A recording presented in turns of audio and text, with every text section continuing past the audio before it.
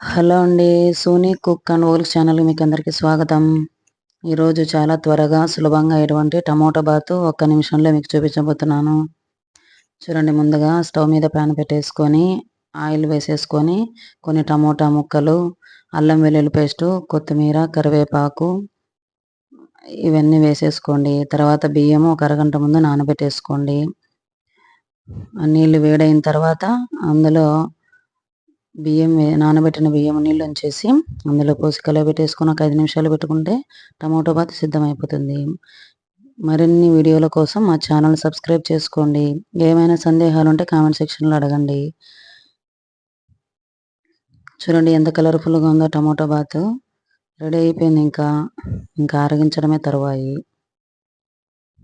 అందరూ కూడా channel subscribe చేయండి, లైక్ చేయండి, సపోర్ట్ చేయండబ్బా. Thank you. బాయ్.